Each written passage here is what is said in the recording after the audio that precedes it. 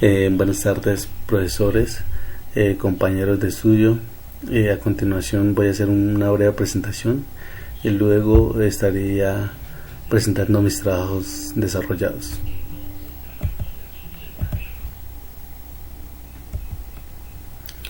Mi nombre es José Javier Pemba Bototo, estudiante de Ingeniería de Sistemas de la Universidad Nacional Abierta a Distancia, SEAD Popayán, Cauca, zona Centro-Sur. Curso de Algoritmos, grupo 301-303-114, profesora Beatriz Elena Bedoya. Mis aficiones son trabajar, estudiar y hacer deportes en los tiempos libres.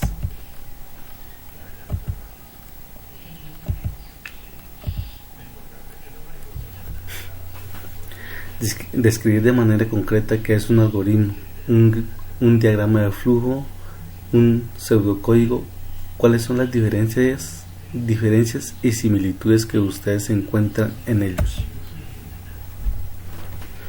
Un algoritmo es una secuencia ordenada de pasos en donde no se debe presentar ninguna contradicción ni ambigüedad y que tiene el propósito de solucionar algún problema específico. Los algoritmos presentan unas características concretas. Preciso. Deben indicar el orden de cada uno de los pasos. Definido. Si se le proporciona al algoritmo los mismos datos, se deben obtener los mismos resultados. Finito. El algoritmo debe terminar en algún momento, por lo que los pasos deben ser finitos. Los diagramas de flujo, al igual que los pseudocódigos, son métodos de representación de los algoritmos. El primero se encarga de presentar gráficamente las operaciones realizadas sobre los datos, por lo que su objetivo es representar la secuencia de pasos necesarias para describir un proceso particular.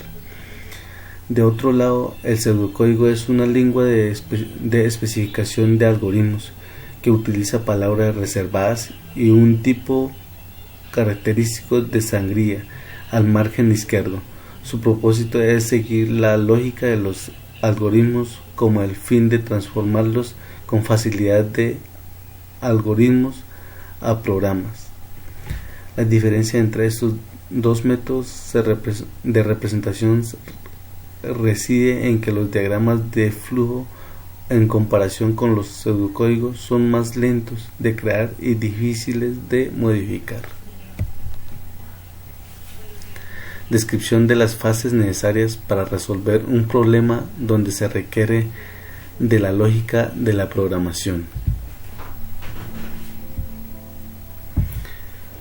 Para resolver un problema que se requiere la lógica de la programación, de acuerdo a la lectura de Joyannes, se debe tener en cuenta una serie de aspectos.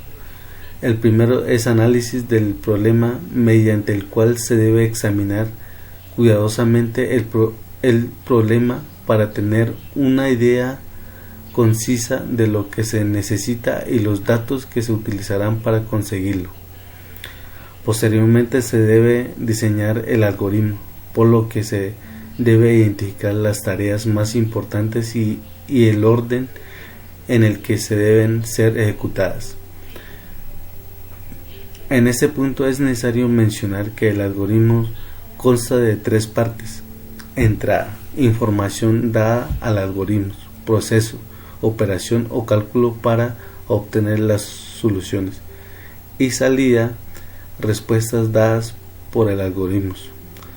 Subsiguiente a esto se encuentra la verificación de los algoritmos, en donde se validará que el algoritmo realice las tareas para las cuales fue diseñado y por lo tanto produce el resultado buscado.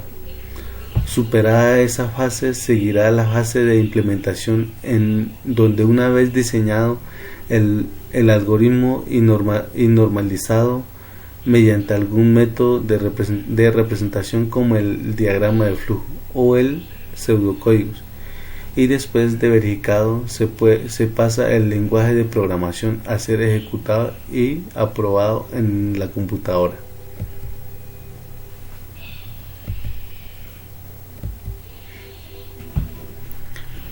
Para finalizar, mencione cuál puede ser la importancia de los algoritmos como fundamento de la programación de computadoras. Los algoritmos son muy importantes en los sistemas, pues componen la esencia misma de los programas que ejecutan en nuestra rutina diaria.